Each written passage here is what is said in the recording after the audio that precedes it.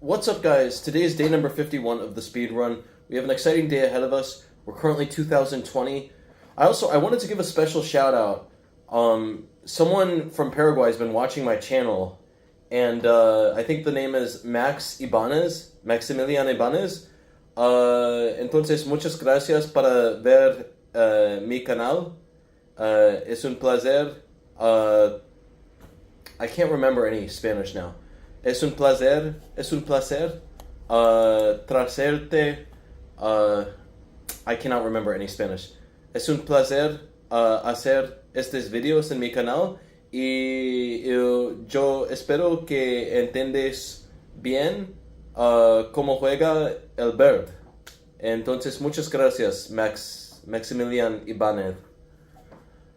Yeah, I'm sure I just butchered that Spanish there. Anyway, it's time to go. We gotta get things going. Yeah, we got a classic bird abort. This is the classic. All right, F4 C5, let's go. Let's get things moving. Yeah, I'm about to be moving out of this place. It's my visa is coming to an end here in Brazil. I have assurances from the embassy in Miami that I'm gonna be able to get a visa to come right back here to Brazil. Okay, this is supposed to be the supercharged stuff. This is the Ganguly recommendation. We might have a cheater on our hands. This guy, how does this go? You could play A4 here and you're slightly worse. All right, this is very interesting stuff. Definitely a little suspicious here that he knows exactly how to play against the bird. Definitely a bit suspicious now. A bit suspicious, getting very suspicious. Pretty much what happened is there's this guy named Ganguly, very strong grandmaster, and he came out with this repertoire, and he dealt with the bird, and it's literally like the best recommendation ever against the bird. But fortunately for us, I mean, with best play, it's infinitesimally better for black. But the idea is that it's so rare that anything like that would ever actually happen in your game. So you should not be worried about it. I don't want to get any boohoos in the comments. I do address it in my bird course, by the way. I certainly addressed it in my bird course. All right, let's put the queen on h4. This looks completely fine. It's time to go knight e4. Knight e4 is a good move. I completely missed that move. Oh, wait, hey, I have this. I can take here. Yeah, okay, maybe he's not cheating. He can't be cheating if he's blundering pieces. Let's take here. I think this is just the end of the game. He takes, and then I play knight f6. All right, yeah, he blundered that. Big blunder there. I'll definitely be laughing straight to the bank here. I got the queen. That was a close one. Not many people are gonna know this this whole recommendation by Ganguly to go for this. So whenever someone plays this, I'm gonna be a bit suspicious. All right, we're snacking on everything. I'm a hungry boy. I'm just gonna keep snacking. Yeah. Nice. Okay, I'll definitely take that. Time to go, mate. Very impressive play though, starting out. He played literally like the computer recommendations first 10 moves or so. Knight f3. What are we gonna do here? I guess I don't know. I really don't know what I even want to play against d4 now. Against queen pawn. Alright, we'll just go with some kingside fianchetto stuff. Nothing too fancy. Just basics. Just getting back to basics, you know what I mean? We'll play d6. Have a king's Indian structure coming up. So this is named the Yugoslav variation. Back here, this is the Yugoslav. Famous system.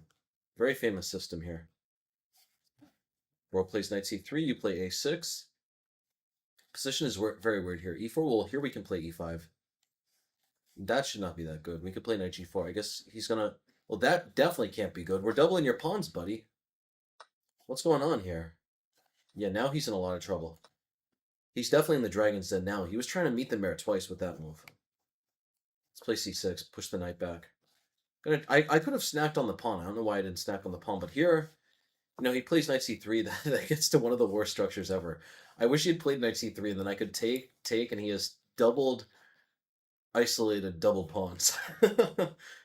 He has the classic double pawns, which are not supposed to be good. They're actually supposed to be double bad. Queen b6, attacking two pawns. Of course, I could have already taken there, but I think this is a more accurate way to do it. Completely unnecessary, though. These pawns are just so ugly here. I would expect that a lot of people would already resign in this type of position. It's just so ugly. It's so, look at these hideous pawns. Okay, let's just do this. We're gonna go for a trade. I'm gonna beat up a pawn. Beat up a pawn with a good pawn structure. Not a care in the world. All right, I'll play bishop. If I play bishop e5, he plays knight d3. I'm gonna hold on to the bishop though. I do not want to trade the bishop off. I could definitely play rook e8 here and have a huge advantage. I'm wondering where the bishop should go. I should start targeting this pawn. Okay, c5. c5, that's creative. It's a creative idea. I really want to put this knight under pressure. The tricky part is takes, knight takes. His knight starts looking a bit good there. Let's start by playing rook d8. 2030, I mean, we're getting up there. I definitely want to make it to 2050 before the end of this episode. Yeah, suffice it to say, I have like a few more days here in Brazil, and I have no idea whether or not I'm going to get this visa to come back. The bureaucracy assures me that it's going to happen. I'm not sure, like, this is a classic insider tip. In general, when you're dealing with third world countries, if people assure you of something, you should appraise that as you having a 50% chance of it happening. Anyway, what am I going to do here? I mean, I'm completely winning. My whole issue, though, is how do I get my rook out? I could play b5, but then they play rook d1. Things get a little bit tricky. Look at what I'm going to do here. I'm going to try to b5, rook d1, I take, and then just put my bishop on g4. Yeah, that's completely winning. Why haven't I been going for that? That's very simple. Here I am having like a lecture on how to deal with bureaucracy in the third world. Yeah, and again, like to be clear, I love the third world. I'm a huge fan of the third world. Definitely after I finish these few courses, I'm gonna try to get to visiting Asia, Southeast Asia, and also Africa. Those are the big parts. Also Central Asia. Central Asia should be interesting. I want to go to Kazakhstan.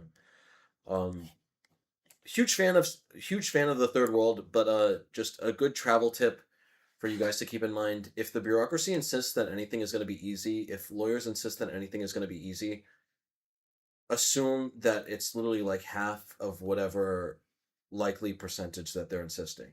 So if they say it's a 90% chance, assume it's 45%. If it's a 50% chance, then that means you're really at a quarter. That means it's very low. Let's play rook d8, just get everything out. Yeah, black is an enormous advantage here. Just up 2 pawns. Oh no, sorry, only up 1 pawn, but I have the bishop here. He could try rook c7. I'll just play rook d7. There's no trick. He could play knight d5. I guess, yeah, knight is going to be decent on d5, to his credit. Oh, did I just blunder that? No, I can play rook b6. I'm holding on to everything. Yeah, everything is being held on to. Yeah, assuming that I don't get back into Brazil. Let's play rook e8 here. Attacking this, attacking this. Man could try rook c6. This is not that simple. I need to, like, be very careful that I get these pawns up the board. But yeah, rook d8 was sort of unnecessary. I should have just taken here. I need to just get these pawns up the board. If I get these pawns up the board, there's nothing to even discuss. Let's play a5 here. If rook a6, I'm going to play bishop c3.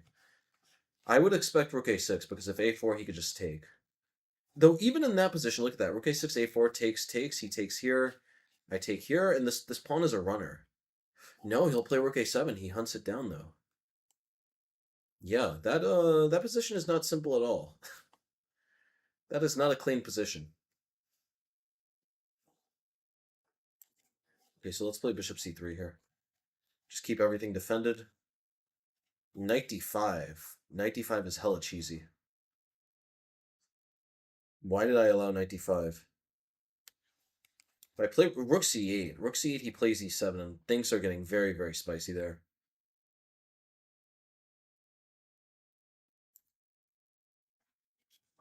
Yeah, what is the plan here? The thing is I have to guard this. So yeah, did I just blunder this? Did I blunder this all away?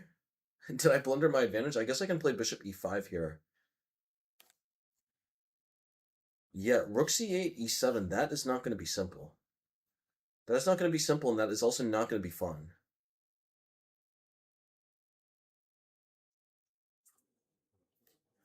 Knight d5. I can't believe I blundered this. I just was not thinking here. I'm too busy thinking about like where in the world I'm gonna be. Okay, let's play bishop e5. Objectively, it's now very close to equal. I messed this up. I messed this up really, really badly. Yeah, I gotta start playing better, and I gotta start thinking a little less about Taiwan. Honestly speaking, I would love to go to Taiwan. Taiwan would probably be my first option, right now at this moment. But the thing is that I need to just find an environment where I can just, put my head down and work and grind. The very good news is that I'm figuring out this King Pawn course, and it's going very well. It's going extremely well. Okay, he's gonna take here. I'll play Rook B8. I think I still have a slight advantage. It's quite difficult though to manage. Rook takes A5. I play Rook B8. All right. Yeah, bishop should be stronger than the knight. I have an outside pass pawn. Definitely black has a slight advantage here. Whether it's going to be enough to win is another thing, but I do think white is definitely worse here. White definitely still has some problems to solve. Yeah, King Pawn repertoire is going fantastic. I spent a lot of time figuring out what I'm going to recommend, and essentially now I found a lot of interesting ideas. I'm going to need to analyze them with the computer. I'm going to need to add in tons of variations, tons of annotations. But the really hard work of figuring out like what it is that I even want to do the course on, at least that part is done. If I play b4, he plays rook b3. Play king e6 here. The whole thing, I want to play check and then bring my king in here, but I need to be a little careful, right? Because if check here, king e6, then he can take on b5, and takes, he has knight c7. He has the fork, so we got to be careful. We'll play king e6 to begin with. He could check. I'll play bishop d6. Bishop d6. This is a very strange position. I don't know what's happening, honestly. This knight is very good here. Well, we got to be a bit careful about how things go.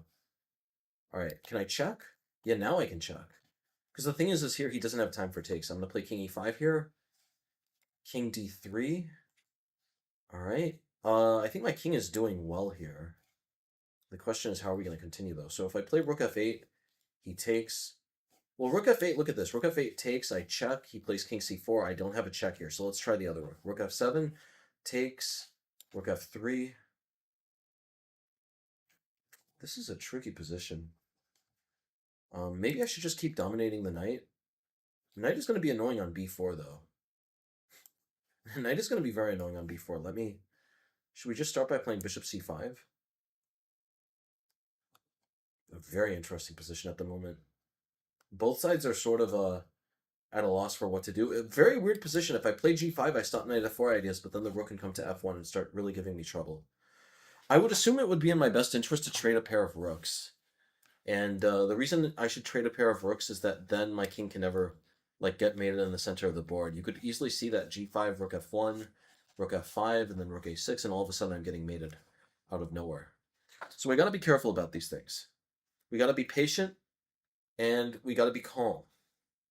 We have to win with grace, and we got to lose with dignity. All right, it's time to go. h4. I think he's panicking a little, but okay, if we play h6, we create a new weakness, so we need to just be careful. All right, so here, now rook f7 is stronger. Rook f7 is much stronger than before. Takes, I have rook f3. Rook f7, knight f4. If I check on d8, what is his plan there? I think that's winning. Wait, I could also play bishop f2. Bishop f2 is really sneaky. That's hella sneaky. Look at that. Bishop f2, we're just targeting these pawns. He's created a weakness now. I almost didn't perceive that. But bishop f2, knight c3, that's where things get tricky. He's going to win this pawn here. But I'm getting two pawns of my own. I'm not sure. Is that really so bad for me? Bishop f2, knight c3, takes. He's going to throw an h5.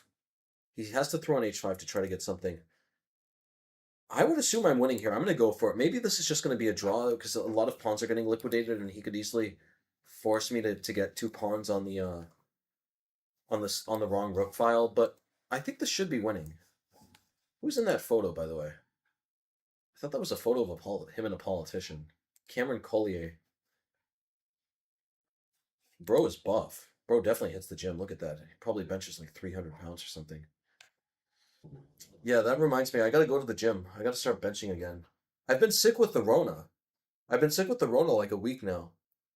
So that's why there's been a huge pause between this video and the one previously.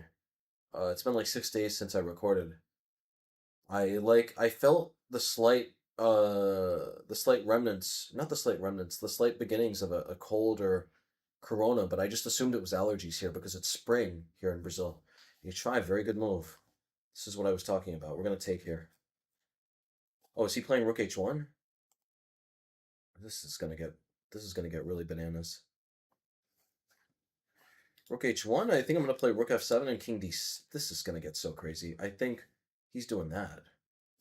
He's doing. Can we play Rook F7? I'm gonna play Rook F7. I don't know what's happening here. I'm hoping this works. I don't know that it works, but I'm hoping that it works. Man could try Rook A2, but then I play check and I disconnect his pieces. His king has to go in front, and I play Rook F8, and all of a sudden his pieces are just befuddled there. That's actually crazy. Look at that. Rook A2, Rook F3, King E2. I take on E4. The knight is hanging there.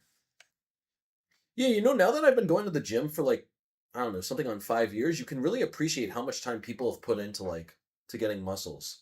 Like pretty much I've been going, I don't know, I've been going on and off for 5 years, so cumulatively it's probably more like 3 years. What are we gonna do here?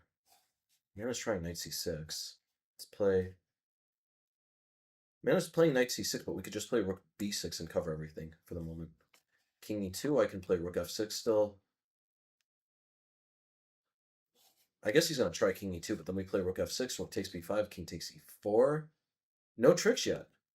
No tricks and no traps, no zips and no zaps. What was I trying to say though? Okay, so here we could just play rook f3. Oh.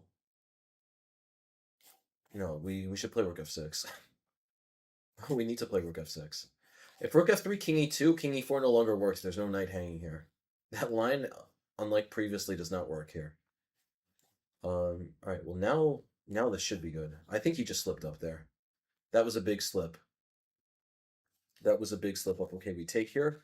Knight f4. This is a wild position. I think I say that literally every single video, but this is really a wild position. I think we're winning here, though. He slipped up. He thought he was going to get my bishop, but we're winning 3 pawns here. Knight f4, I can take on g3. And he's going to get a bishop, but I'm going to get the knight. Knight f4, I think even h4 would be good there. Rook takes f2. Does that work? I think I have check, king f1. He does that, but no, this is winning. This is completely winning. Just takes in b4. This is completely winning. This pawn is easily going to win the game. There, we'll play b3. He could take the pawn if he wants. It's not going to do that much. All right, check and b2. End of the game. Definitely end of the game. Because the king is forced now to back to the back rank. Rook c1 and b1 queen is going to be unstoppable. Yeah, it's truly time to go. FTV Claude, I'm going to ask you the same question that I asked. It's time to go! It's absolutely time to go. Rook b7, okay. I'll play king f3. I don't need to rush.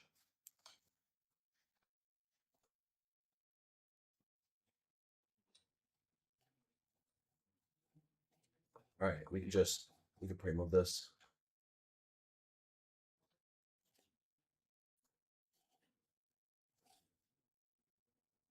Oh, this is a cool mating too. Nice. All right, so that was a close game. I definitely slipped up there at some moment. I had a huge advantage out of the opening. All right, 2039. We're getting up there. I think we're gonna get to 2048 this episode. It's legitimately time to go. It is legitimately time to go. Bishop f5. This is a weird move. Let's play bishop b5. We are in the birdhouse. He's doing that. Let's castle first. I mean, I could always take. I don't know why I didn't take, actually. Yeah, definitely now if he's starting to play 97, we should take. At least before, there was no issue before, right? Because if he plays 97, then his bishop is blocked in. And he has bigger problems.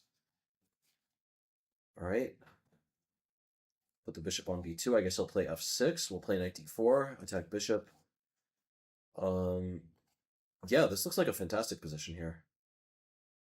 Could try f6 though. f6 is interesting. Maybe my knight shouldn't have gone to e5 there.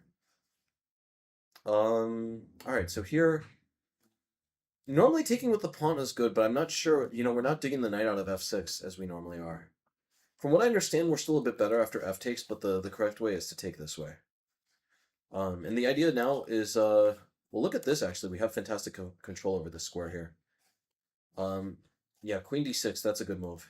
He should try to get his queen out quickly. He should try to push this pawn to c5. We'll go back here. And now we have two different plans. Knight d2, queen e2, e4. Could also play knight c3, knight a4. Let's put the queen on f3 here. Man should be trying c4 as soon as possible. c4 actually, maybe I don't have anything there. c4 I could try bishop a3. That gets to be a very strange position. Queen. Yeah, people are playing so much better. That's really all I can say. People are playing so much better now at this rating. Let's start with bishop a3. Let's start by pushing the queen around. If c5, we have d4. All right, we have d4 here. Maybe he could take. Yeah, maybe I missed that. I think I missed that. He takes. He's completely fine. Completely fine in that position. But, you never know. We still got some tricks. That is a huge mistake. Look at that. Now we play queen f2. We hold everything. False alarm, everybody.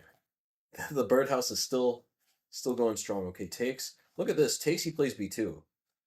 What a wild move there. No, we're going to take this way. No tricks, buddy. No tricks and no traps. I'm about to take this pawn and pick up another one. This was another big bad trade. All right, I'm picking up an exchange as well. This guy is just dropping the whole house. All right, he started off playing very well and then all of a sudden slipped up. Okay, 2047. I want to play the two knights tango again. Two knights tango is something I'm really looking into. Can we do it here? Yeah, let's go for it. This is gonna get wild. I want to play d6, but then d5. That's the issue. That's the issue here. We could play e5. No, that's not going to be good. That's not going to be good. We don't have enough compensation. Could play e6. Okay, we'll play e6 and b6. This is going to be a very strange position. I've been experimenting with these positions quite a bit. They're not nearly as bad as they look. The knight is very strange over on c6. But despite appearances, it's really not that bad. c4. All right, we could play d5. What am I going to do with this bishop? That's a very big question here. People at this level, people are starting to play the opening really fantastically. Like, this guy has dodged all the danger with my two knights. I mean, to be fair, he is making very normal looking moves, but still. All right, let's take. I'm going to play queen d5 next. Try to trade the queens. Actually, if he takes here, I have some issues because I take back at the pawn and then my bishop is blocked. I got more issues. This is not a good position any which way. Any way the cookie crumbles, I am in trouble, pretty much. And that's not good. That's definitely not good. I'm thinking about when the speedrun is going to end. If it's, we're going up like 20 points. It's still so far. I want to get to 2,500. Definitely when I get to like 23, 2,400, I'm not going to be able to just be experimenting with the two knights tango like this. It's legitimately time to go. Yeah, the Rona is almost completely passed, but I have this lingering headache, which is annoying. But I've just been making sure to get a lot of sleep. I have no idea whether it was Rona or a normal cold. Knight d2. Knight d2 is an interesting move. We are definitely worse here. Positionally speaking, this is a very difficult position. But just positionally speaking. Just positionally speaking, people. I'm hoping for knight e5. Knight e5 would be a classic blunder. We would take, and then knight takes e5, and we get the queen. I'm hoping for knight e5. All right, can I castle queenside now? Yeah, might as well. Let's just castle queenside and see what happens. I didn't like the idea that he could trade and play knight g5, but here it's not such an issue. I would play rook f8 and keep the pawn defended. What's it going to be, pal? If e3, I play knight b... This position is starting to make a lot more sense.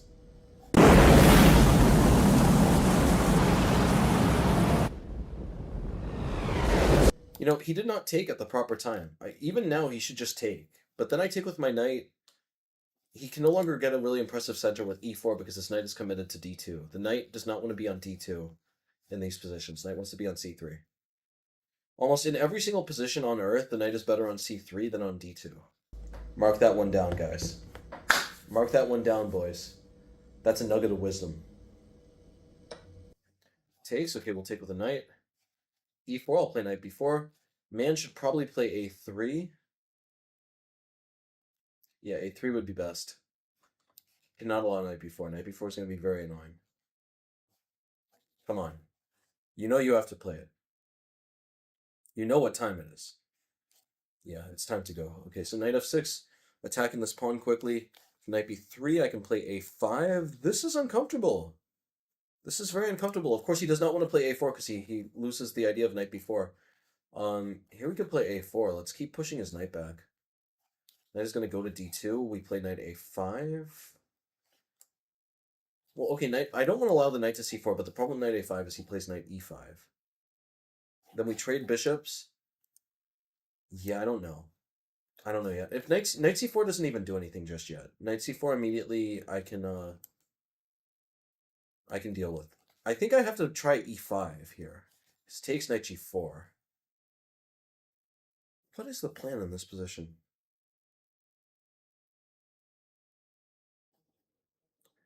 Do I play bishop d6 here? Bishop d6, e4, e5? Bishop d6, knight c4. I need to achieve this e5 push sooner or later. Looking at it, I could also actually play for c5, which is pretty crazy. Knight a5, knight e5, takes. I have to play rook f8. I don't like having to play rook f8, but after that, I'm going to play c5 quickly. What is, like, is there any move I could make here that's just a nice waiting move to keep the tension while I wait? My whole issue is bishop d6, then he can play e4. He can't really do anything in this position. Knight c4, I could always try b5 just to kick him out. Could this be the best move? Like, that's an astoundingly ugly-looking move, but I think it's the best move, though, believe it or not, because it's taking all the steam out of this knight e5 idea.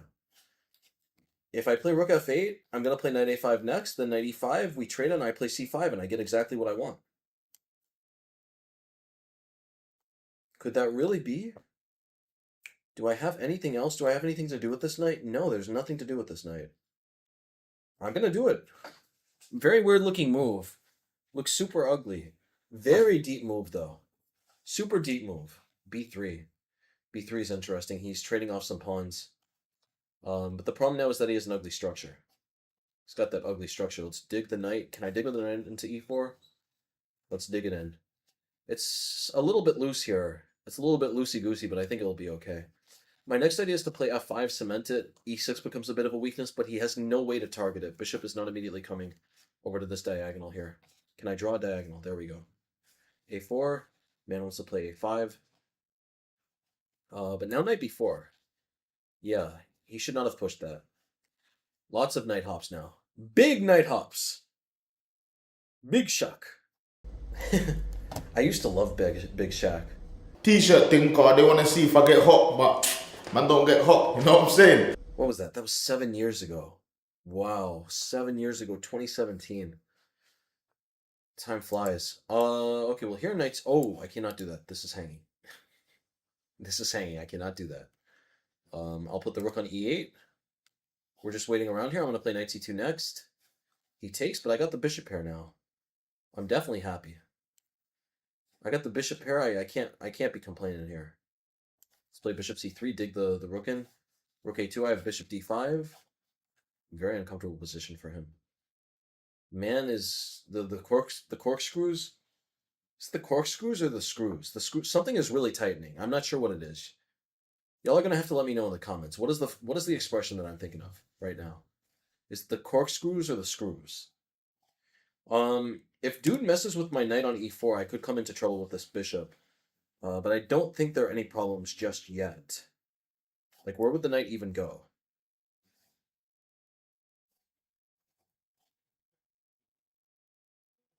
Should I play king b7 or bishop b4?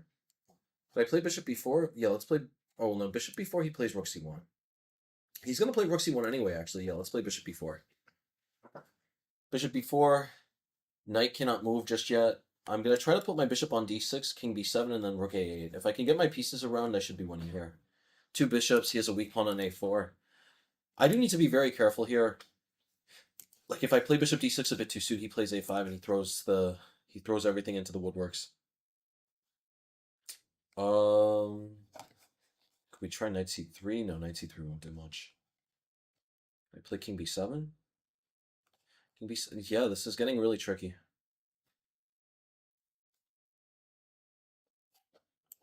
If I play this is getting wild. It's going to be a wild position. I'll play f6. He's going to play knight c6. I play bishop d6. Really weird position. I'm really not sure what's going on. He could play f3.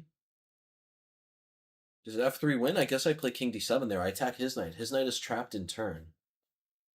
This is wild stuff. Okay, his knight is trapped, though. Yeah, his knight is trapped. Your knight is trapped, sir. You can't do that.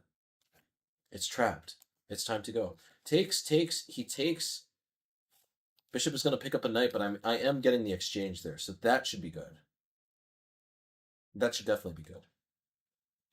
Takes. All right. Okay, actually, I was thinking about taking here, but I'm now realizing if I take there, isn't he still trapped? No, he could go knight here. He goes knight there, and he sort of gets out. Yeah, I think it's better just to take here immediately. This is a very strange position. Taking could be good. My issue is takes knight a7. I don't see what I have there. I should be okay. I have the 2 bishops after all, but he's pretty much solved all his problems. I'm gonna take here. Let's see what he has. Let's see what he's on about. Yeah, takes, bishop takes there. I should be winning because I'm just up too much material there. That position does get super spicy though. But I think I am winning. I legitimately think I'm winning there. Another thing could be takes knight a5. If I play king d5, he takes on c7, and I think he's holding on. I think he's holding on there. If I take, he checks. I should be better there, but it's very close to equal. It's going to be a really close grind. It's definitely come to the point where we're starting to squeeze water from a stone. I might as well. Okay, he's taken that way. Well, that's a mistake. That's a mistake because now we play bishop d5 and I keep everything under control. No issues here. He could try f3. f3 knight g5 e4, but he's really blocking his bishop. I'll just take then. You know, one thing I'm really not going to miss is these crazy dogs. These dogs are borderline rabid. It's just like, I don't know what it is about the culture here in the south of Brazil, but literally, like, this is just normal etiquette to leave your dogs on the street so that they bark at literally everyone that walks by. I don't understand the net positive. Because, to be clear, I'm not in an area where there's a lot of crime. I'm in an area where, like, I think it's safer than New York. There's literally no crime in this neighborhood. And yet the dogs just bark incessantly at every passerby, and it's just, like, I just don't know what the owners are thinking. Like, my day would be, it would be so hard for me to focus if every 5 minutes my dog was aggressively barking, like right next to me or right next to my window. I don't know. This is just a mystery of Brazil. Because to be clear, these dogs have owners. It's a conscious decision that the dogs are just left outside to bark incessantly.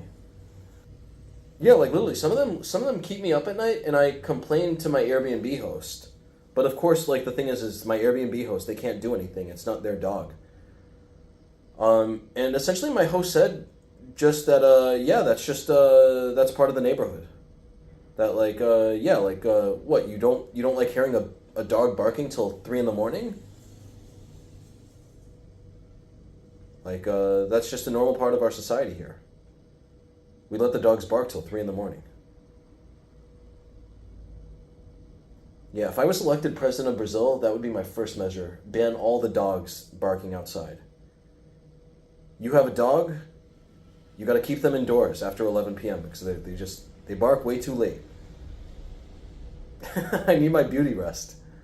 I need my beauty sleep. You can't be barking till 3 in the morning. Okay, nice. We got a timeout. Okay, so thank you very much for watching. It's 2056. We are hot on the come-up trail. 2056, day number 51 is in the books.